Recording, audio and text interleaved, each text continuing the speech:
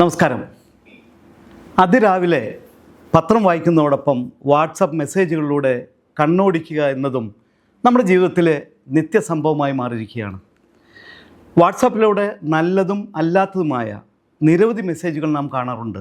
എന്നാൽ ഇന്ന് രാവിലെ കണ്ട സന്ദേശം എന്നെ വളരെയേറെ ചിന്തിപ്പിക്കുകയും പ്രചോദിപ്പിക്കുകയും ചെയ്ത ഒന്നാണ്.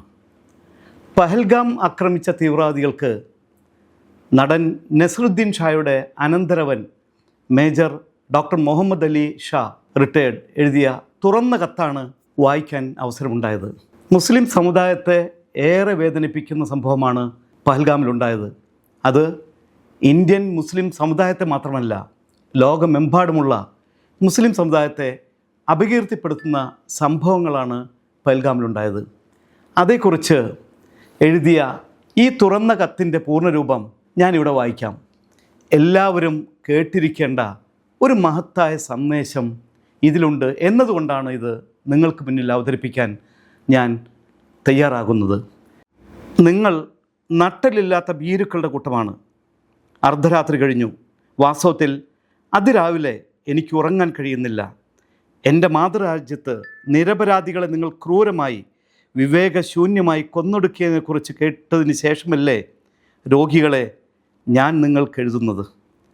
കോപാകുലനും തകർന്നതുമായ ഒരു ഇന്ത്യൻ മുസ്ലിമായാണ് സങ്കല്പിക്കാനാവാത്ത ദുഃഖത്തിനും ജ്വലിക്കുന്ന കോപത്തിനുമിടയിൽ ആത്മാവ് തകർന്ന ഒരു മനുഷ്യനായിട്ടാണ്. കാരണം പഹൽഗാമിൽ നിങ്ങൾ സാധാരണക്കാരെ ആക്രമിച്ചപ്പോൾ നിങ്ങൾ ഒരു സ്ഥലത്തെ ലക്ഷ്യം വച്ചില്ല. ഇപ്പോഴും ഐക്യത്തിലും സമാധാനത്തിലും നീതിയിലും വിശ്വസിക്കുന്ന ഓരോ ഇന്ത്യക്കാരൻ്റെയും ഹൃദയത്തിലൂടെയാണ് നിങ്ങൾ തുളച്ചു കയറിയത്. ഒരു വ്യക്തി എന്നതിൽ മാത്രമല്ല, ഈ രാഷ്ട്രത്തിന് വേണ്ടി ജീവിക്കുകയും സേവനം ചെയ്യുകയും ചെയ്ത ഒരു കുടുംബത്തിൻ്റെ മകനായാണ് ഞാൻ സംസാരിക്കുന്നത്. ദേശസ്നേഹം എൻ്റെ സിരകളിലൂടെ ഒഴുകുന്നു. എൻ്റെ പിതാവ് lieutenant general Zameeruddin Shah deputy chief of army സ്റ്റാഫായി വിരമിക്കുകയും പിന്നീട് അലിഗഡ് മുസ്ലിം യൂണിവേഴ്സിറ്റിയുടെ വൈസ് ചാൻസലറായി മുസ്ലിം ബുദ്ധിജീവികളുടെ ശബ്ദമായി മാറുകയും ചെയ്തു.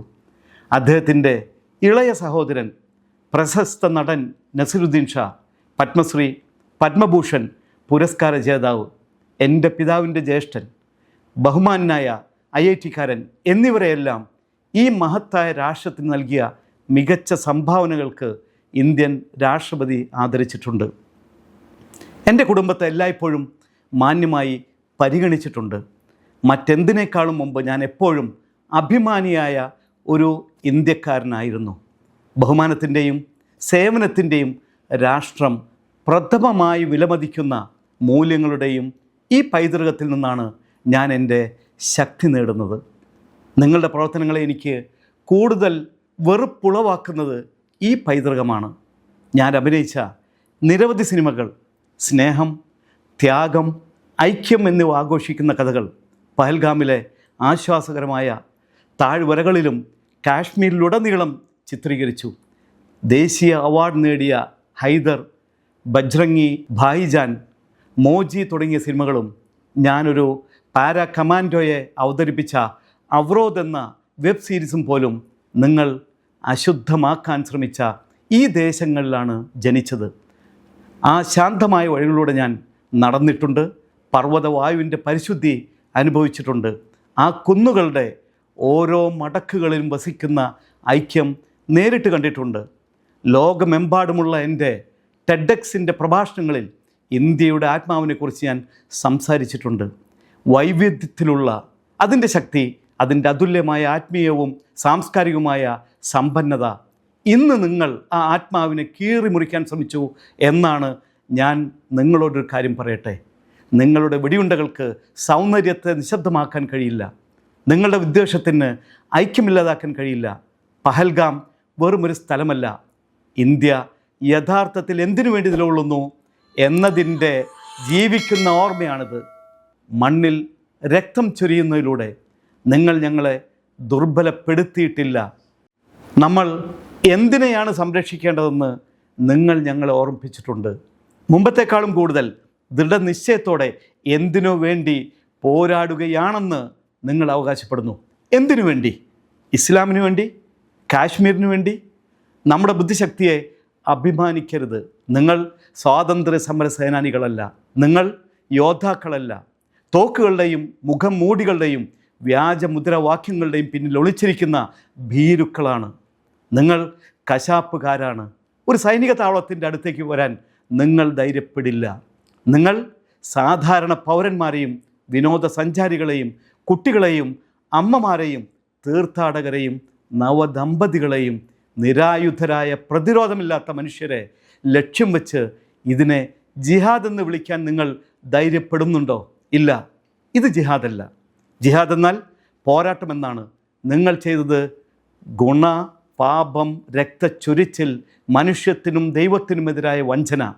പഹൽഗാമിന് രക്തത്തിൽ കുതിർന്ന മണ്ണിലൂടെ നിങ്ങൾ അള്ളാഹുവിൻ്റെ നാമം വലിച്ചിഴച്ചു. നിങ്ങൾ സമാധാനത്തിൻ്റെ മതമെടുത്ത് വളച്ചൊടിച്ച് തെറ്റായി വ്യാഖ്യാനിച്ചു. അതിനെ ഭീകരതയുടെ ആയുധമാക്കി മാറ്റി. ലജ്ജാകരമായ ജീവികളെ, നിങ്ങൾ നരകത്തിൽ ചീഞ്ഞഴുകിപ്പോകും. നിങ്ങളും ഞാനും ഒരേ വിശ്വാസത്തിൽ ജനിച്ചതിൽ ഞാൻ ലജ്ജിക്കുന്നു. കാരണം നമ്മളൊന്നുമല്ല. എൻ്റെ മതം മനുഷ്യത്വമാണ്. എനിക്കറിയാവുന്ന ഇസ്ലാം നിരപരാധികളെ സംരക്ഷിക്കാൻ എന്നെ പഠിപ്പിക്കുന്നു. നിങ്ങളുടേത് കശാപ്പിനെ മഹത്വപ്പെടുത്തുന്നു. എൻ്റെ രാജ്യത്തെ സേവിക്കാൻ എൻ്റെ ഇസ്ലാം എന്നെ പഠിപ്പിക്കുന്നു. നിങ്ങളുടേത് അത് കീറി മുറിക്കാൻ നിങ്ങളോട് പറയുന്നു. എൻ്റെ ഹൃദയത്തിൽ ഞാൻ നിങ്ങളെ എത്ര ശപിച്ചാലും അത് വളരെ ചെറുതായിരിക്കും. നിങ്ങൾ കാരണം ഞാൻ ഒരിക്കലും ആവശ്യപ്പെടാത്ത ഒരു ഭാരം ഇപ്പോൾ വഹിക്കുന്നു. ആരെങ്കിലും ഒരു മുസ്ലിം പേര് കേൾക്കുമ്പോഴോ ഒരു തൊപ്പി കാണുമ്പോഴോ അവരുടെ കണ്ണുകളിൽ സംശയം തോന്നും. എല്ലാം നിങ്ങൾ കാരണം. സ്വന്തം മാതൃരാജ്യത്തെ സ്നേഹിക്കുന്ന ശരിയായ ചിന്താഗതിക്കാരായ ദേശസ്നേഹികളായ മുസ്ലിങ്ങൾ അവർ ഒരിക്കലും ചെയ്യാത്ത കുറ്റകൃത്യങ്ങൾക്കും ഒരിക്കലും അംഗീകരിച്ചിട്ടില്ലാത്ത വിശ്വാസങ്ങൾക്കും വിശദീകരിക്കാനും പ്രതിരോധിക്കാനും ക്ഷമ ചോദിക്കാനും നിർബന്ധിതരാകുന്നു. നിങ്ങൾ ജീവൻ അപഹരിച്ചു, എന്നാൽ അതിലും മോശമായി നിങ്ങൾ വിശ്വാസം ഇല്ലാതാക്കാൻ ശ്രമിച്ചു. ഒരു ഇന്ത്യൻ മുസ്ലിം ചോദ്യം ചെയ്യപ്പെടാതെ പരസ്യമായും സ്വതന്ത്രമായും തൻ്റെ രാജ്യത്തെ സ്നേഹിക്കുന്നത് അസാധ്യമാക്കാൻ നിങ്ങൾ ശ്രമിച്ചു. അതാണ് നിങ്ങളുടെ യഥാർത്ഥ കുറ്റകൃത്യം. എന്താണെന്ന് ഊഹിക്കാമോ? നിങ്ങൾ പരാജയപ്പെട്ടു. നിങ്ങളെപ്പോഴും പരാജയപ്പെടും. കാരണം ഞങ്ങൾ യഥാർത്ഥ മുസ്ലിങ്ങൾ, യഥാർത്ഥ ഇന്ത്യക്കാർ ഇപ്പോഴും ഇവിടെ നിലനിൽക്കുന്നു.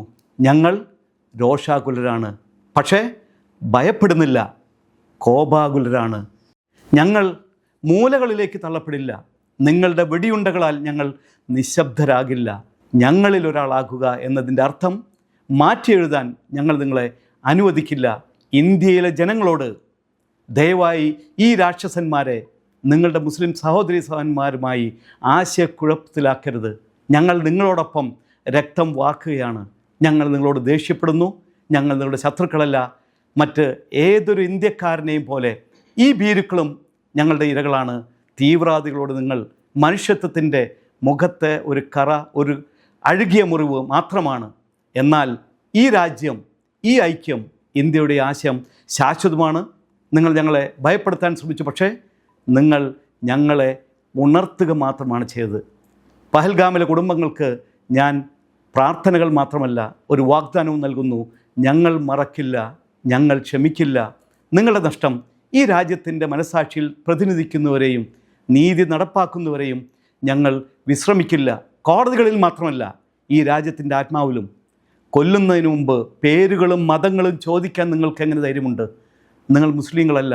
ലോകമെമ്പാടുമുള്ള മുസ്ലിം സമൂഹം നിങ്ങളെ നിരാകരിക്കുന്നു. രക്തരൂക്ഷിതമായ തീവ്രവാദികൾ. നിങ്ങൾ കാശ്മീരിനെ ആക്രമിച്ച് മാത്രമല്ല, നിങ്ങൾ ഞങ്ങളെയെല്ലാം ആക്രമിച്ചു. നമ്മൾ ഉയരും ഒരു രാഷ്ട്രമെന്ന നിലയിൽ, ഇന്ത്യക്കാരനെന്ന നിലയിൽ. Jai Hind. Major doctor Muhammad Ali Shah, veteran. ഇതാണ് ആ തുറന്ന കത്തിൽ എഴുതിയിരിക്കുന്നത്. മുസ്ലിമിൻ്റെ പേരുകൊണ്ട് മാത്രം ഒരാൾ മുസ്ലിം ആകുന്നില്ല. ജീവിതത്തിൽ അതിൻ്റെ മൂല്യം ഉയർത്തിപ്പിടിക്കുമ്പോൾ മാത്രമാണ് യഥാർത്ഥ മുസ്ലിം ആകുന്നത്. ഒരു ഡോക്ടറുടെ മകനായി ജനിച്ചു എന്നതുകൊണ്ട് അയാൾ ഡോക്ടറാകുന്നില്ല. പഠനങ്ങൾ നടത്തി പ്രാക്ടീസ് ചെയ്യുമ്പോൾ മാത്രമാണ് അയാൾ ഡോക്ടറാകുക. അതുപോലെ തന്നെയാണ് ഒരു എൻജിനീയറുടെ മകനായി ജനിച്ചാൽ ആരും എൻജിനീയർ ആകില്ല. അതിനും പഠനങ്ങൾ നടത്തി പ്രാക്ടീസ് ചെയ്യണം. അതുപോലെ തന്നെയാണ് ഒരു മുസ്ലിമിൻ്റെ മകനായി ജനിച്ചാൽ മാത്രം പോരാ, ജീവിത ദർശനങ്ങൾ മുസ്ലിം മതവിശ്വാസങ്ങൾ ഉൾക്കൊണ്ട് അത് പ്രാക്ടീസ് ചെയ്യുന്ന ഒരാളായിരിക്കണം. അല്ലാതെ പേരിൽ മാത്രം മുസ്ലിമുള്ളവർ യഥാർത്ഥ മുസ്ലിം അല്ല. ശാന്തിയും സമാധാനവും ചേർത്ത് പിടിക്കലുമാണ് മുസ്ലിമിൻ്റെ സന്ദേശം. അതല്ലാതെ അക്രമം നടത്തുന്നവരെ മുസ്ലിം എന്ന് വിളിക്കാനാവില്ല. ഈ ഒരു സന്ദേശമാണ് ലോകമെങ്ങും പ്രചരിക്കപ്പെടേണ്ടത്. മുസ്ലിം മുഖമൂടിയണിഞ്ഞ് അക്രമം നടത്തുന്നവരുടെ യഥാർത്ഥ മുഖം പുറത്തു കൊണ്ടുവരാൻ നമുക്ക് പരിശ്രമിക്കാം. അതാവട്ടെ ഈ ദിനത്തിലെ സന്ദേശവും.